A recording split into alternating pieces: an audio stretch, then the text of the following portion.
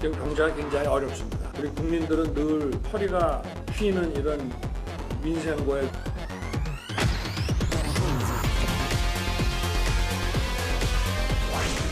경제는 바로 우리 국민의 삶 그리고 현장에 있는 것입니다. 새 정부는 현장에서 답을 찾고 더 나은 정책이 만들어질 수 있도록 노력하겠습니다.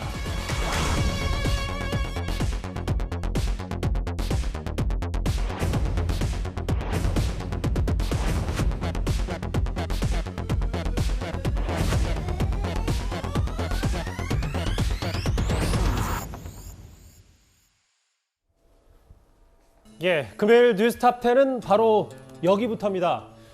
보신 것처럼 윤석열 대통령의 첫 현장 행보는 민생과 경제였고요. 그리고 오늘 차관급 인선을 단행했습니다. 눈에 띄는 검찰 출신 인물들이 참 많은데요. 아마 검찰의 수사권이 없어질 걸 대비한 윤석열 대통령의 의중이 담기도 아니냐는 분석도 나오고 있습니다. 화면부터 만나보겠습니다. 근데 지금 진행 중인 이 소위 말하는 검수완판이라고 하는 것은 어떤 부패를 완전히 판치게 하는 부패 완판으로서 헌법 정신에 크게 위배되는 것이고 국가와 정부의 헌법상 책무를 저버리는 것이라고 저는 생각합니다. 최근 소위 검수완박 법안이 국회를 통과하여 시행을 앞두고 있어서 국민적 우려가 큰 상황입니다.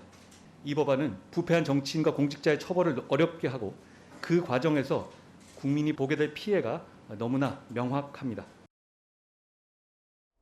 예, 오늘 이 얘기부터 차분히 풀어보겠습니다. 먼저 이현정 의원님. 네. 오늘 윤 대통령이 한 두 자릿수의 차관급 인사를 단행했는데 네. 뭐 여러 면면들이 있어요. 그런데 가장 눈에 띄었던 그러니까 한동훈 후보자가 만약에 임명이 된다면 한 후보자와 같이 호흡을 맞춘 법무부 차관에 누가 될 것이냐. 이노공 차관. 첫 여성 중앙지검 차장검사가 발탁이 됐습니다. 네. 문재인 정부 시절에는 검사를 찾아볼 수가 없었습니다.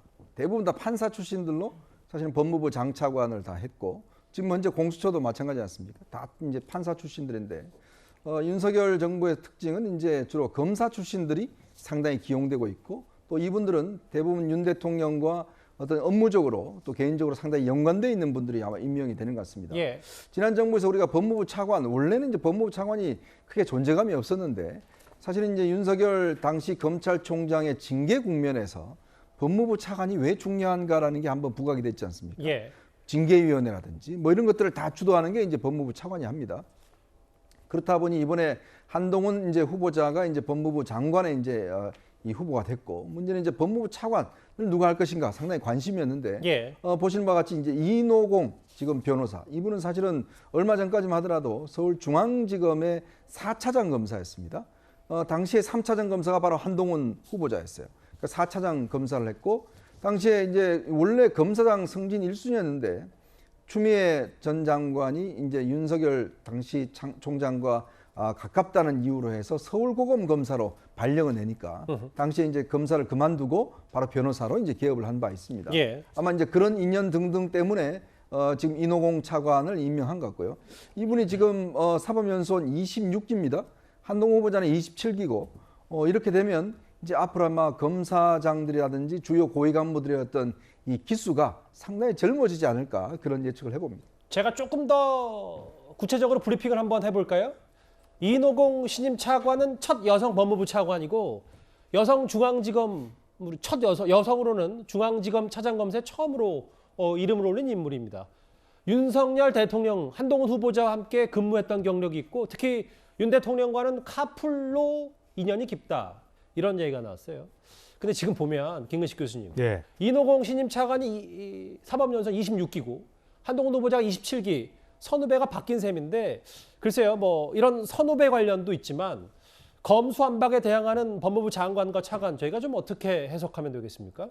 일단 그 민주당에서 이 검수완박 입법 강행을 해서 이게 법이 통과가 돼 있기 때문에 시행을 앞두고 있는 상태에서 윤석열 정부가 출범한 거 아니겠습니까? 예. 그리고 윤석열 당시 당선인 그리고 새로 출범한 윤석열 정부는 일관되게 민주당이 강행한 검수완박은 있을 수 없는 잘못된 법이다라는 입장을 갖고 있기 때문에 그에 대한 행정적 차원에서의 아마 대응 조치를 고민하지 않을 수가 없었을 겁니다. 예. 그렇다고 한다면 검수완박이 이제 4개월 뒤에 시행이 되는데 시행되는 과정에서 어떤 내용이든 간에 대통령령을 만들든 어떤 내용이든 간에 법무부가 이걸 소관해서 많은 것들을 준비를 해야 되기 때문에 법무부 장관의 의회의 이 신의 한 수로서 한동훈 검사장을 법무부 장관으로 지금 지명을 하는 상태고요. 예. 이어서 지금 법무부 차관으로 한동훈 당시 중앙지검 3차장과 호흡을 같이 맞췄던 4차장 우리 여성 4차장이었던 이노공 4차장을 이제 지금 차관으로 임명을 했기 때문에 맞아요. 장관과 차관 그리고 또 하나는 아까 나와 있습니다만 법제처장에는 또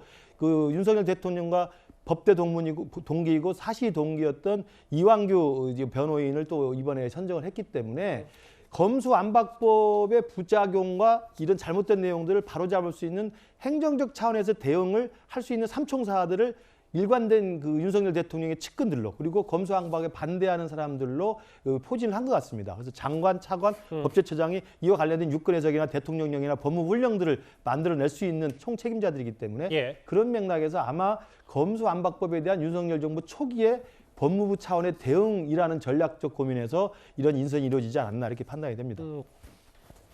말씀하셨던 이 인물, 오늘 임명된 이완규 신임 법제처장.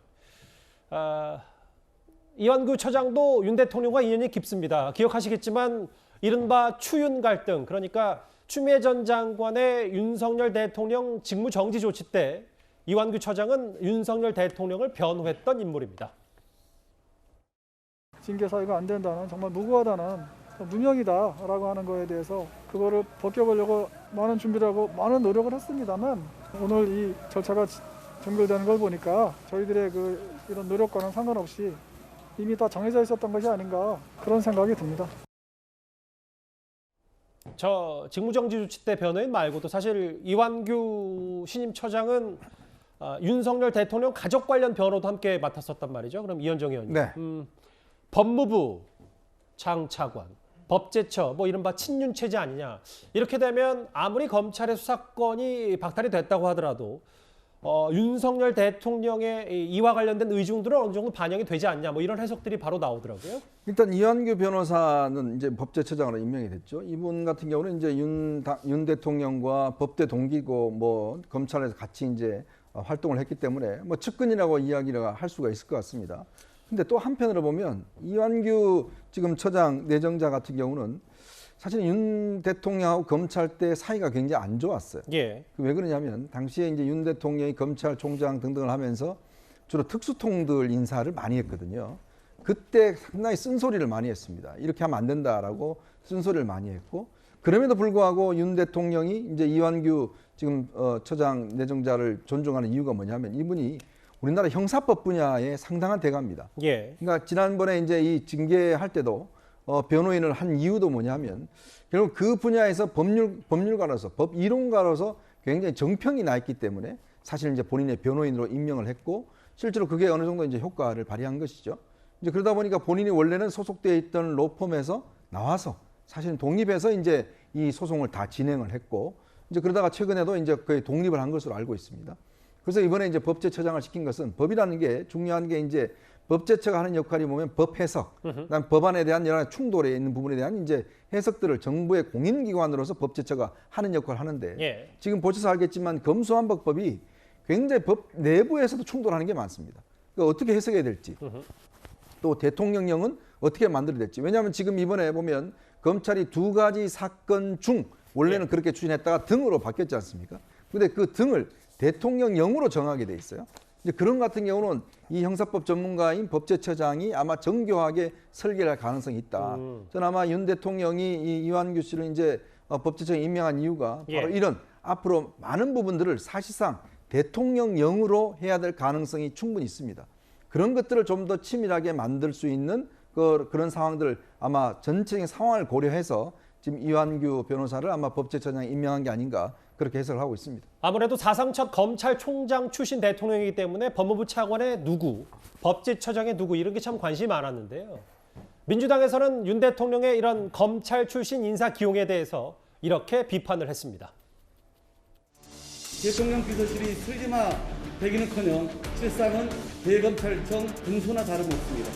이에 더해 검찰 내 최고 복심 한동훈 법무장관의 임명을 강행할 태세고 대한민국 권력기관 모두를 윤 대통령의 검찰 측근들이 장악하는 즉 검찰공화국을 완성하고 있습니다. 소통령 한동훈 후보자가 법무부와 검찰을 장악하면 사실상 문고리 7상시가 되어 무소불위의 권력을 행사할 수 있게 됩니다. 과거 문고리 10인방이 떠오릅니다. 이제 오늘 임명된 차관과 법제처장 말고 사실 대통령실만 봐도 이시원, 윤재순, 주진우 이제 제가 직함을 생략했습니다만 검찰 출신 그러니까 윤 대통령 측근들로 가득 차 있다. 검찰 공화국 얘기를 계속 민주당에서는 비판하고 있거든요. 그렇습니다. 대통령 비서실에 좀 지나치게 검찰 출신 인사들이 많이 가다 보니까요. 인사가 너무 치우치는 거 아니냐라는 우려가 나올 수밖에 없을 것 같습니다. 예. 특히 이제 비서관 중에서도 좀 공직기관 비서관이나 뭐 총무비서관 그리고 법률비서관 같은 자리는 사실 대통령의 핵심 참모로서 국정 운영에 아주 큰 영향을 미치는 자리입니다. 근데 그곳에도 마찬가지로 이제 검찰 출신들이 자리하고 있고요. 그러다 보니까 과연 대통령의 핵심 참모들이 검찰 출신 말고 좀 다양한 목소리를 낼 수 있는 또 다양한 분야의 사람들이 있어야 되는 게 아니냐라는 비판이 당연히 나올 수밖에 없을 것 같습니다.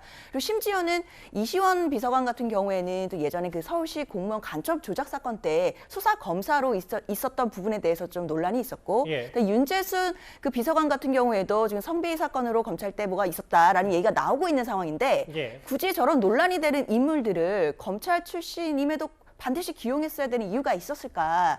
그분들 말고도 검찰 수출이 충분히 많음에도 굳이 뭐 개인적으로도 좀 비리 의혹들이 있는 분들까지 저렇게 비서관으로 등용할 만큼 검찰 조직들이 왜 저렇게 많은지에 대해서는 아무래도 민주당으로서는 우려의 목소리나 우려의 눈빛을 보낼 수밖에 없습니다. 박미영 대변인은 어떻게 보세요? 왜냐하면 이게 인사가 만사다, 핵심 메시지다. 네. 아무리 일 잘하는 내 측근들, 이 사람들 다 일 하나같이 잘하니까 대통령실에 임명을 한다고 하더라도 너무 인사폭이 좁은 거 아니냐, 감동이 없지 않냐 이런 지적에 대해서는 어떻게 생각하세요? 저희도 민주당에서 우려하는 검사가 과도하게 많다라는 지적을 저도 완전히 부정할 생각은 없는데요. 예. 너무 검찰 출신이라는 것에 대해서 족쇄를 채우려고 하는 게 아닌가 저는 그런 생각도 듭니다. 출신이 무엇인가가 중요한 게 아니라 정말 능력과 실력이 있는가를 봐야 한다라고 생각을 하는데요.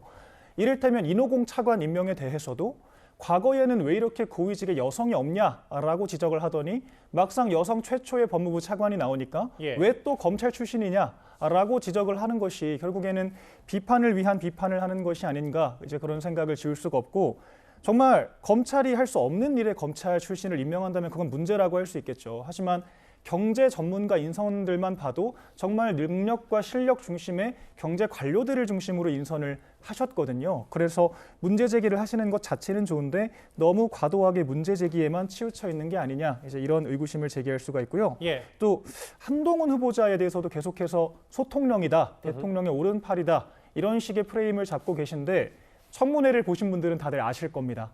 어떤 구체적인 혐의점이나 문제점을 발견하지 못했고 철험회 출신 민주당 의원들께서 사실상 철험회가 아니라 처참회가 아니냐 싶을 만큼 청문회를 블랙 코미디로 만드셨지 않습니까? 예. 민주당께서는 검찰이기 때문에 무조건 문제라고 하시기보다는 무엇이 문제인지를 다른 이유를 들어서 조목조목 비판을 하시는 편이 조금 더 국민들께 설득력이 있지 않을까 저는 그렇게 생각합니다.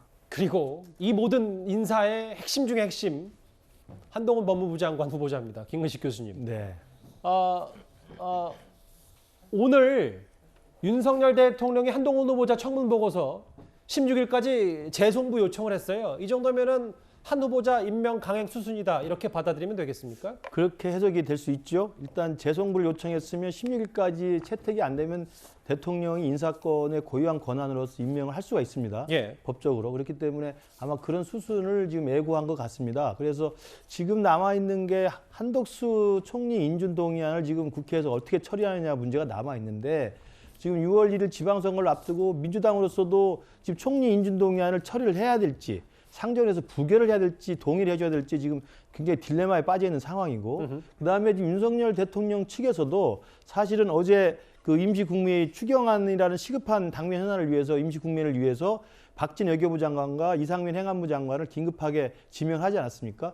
그럼에도 불구하고 일단 정호영 장관 같은 경우도 같이 거기서 할 수 있었음에도 불구하고 강행하지 않고 지금 열려놓은 상태입니다. 그런 걸로 본다면 제 그냥 해석과 판단으로는 한동훈 후보자는 다음 주까지 재송부 요청 일이 지나면 임명을 이제 강행할 것 같고 그 사이에 16일 이전 사이에 정호영 후보자에 대해서 아마 윤 대통령이 어떤 결론을 내릴지 그 고민에 아마 시간이 깊어질 것 같습니다. 그래서 만약에 제 예측이라면 한동훈 후보자는 16일 이후에 임명을 하고 예. 그 사이에 정호영 후보자에 대해서는 자진 사퇴나 어떤 낙마의 방식으로 그 국민 눈높이에 맞춰서 정리를 한다고 한다면 민주당으로서도 더 이상 초기에 출범하는 윤석열 정부를 선택한 국민들의 새 정부에 대한 기대를 위해서라도 총리의 발목을 잡는 것은 아마 좀 어려워질 것 같기 때문에 그런 식으로 아마 처음에 초대 내각 정상 출범에는 타협점이 만들어지지 않을까 좀 개인적으로 기대를 해봅니다. 그러니까 김 교수님 말씀을 정리하자면 중간 네. 정리하자면 다음 주 화요일에 한동훈 후보자 임명할 수 있으니 네. 그 중간에 정호영 후보자를 버릴지 말지 윤 대통령이 결정할 수 있고 지금 고민의 시간이 진행될 거라고 그럼 생각합니다. 결론적으로 뭐 민주당으로서는 한덕수 총리 인준에 대해서 거부할 명분이 좀 사라지기 때문에 그렇죠. 거기까지 했는데도 불구하고 총리 인준 동의안 가지고 발목을 잡으면 당장 2주 후에 지방선거가 있기 때문에 지방선거의 역풍을 생각하면 민주당 내 고민도 굉장히 커질 거라고 생각이 됩니다. 일단 그런 해석도 나오네요. 다음 주 화요일 5월 17일이면 윤 대통령이 야당 동의 없이 한동훈 후보자 임명 강행할 수 있다는 얘기가 나오니까 일단 오늘 국회에 다시 청문 보고서 재송부를 요청했습니다.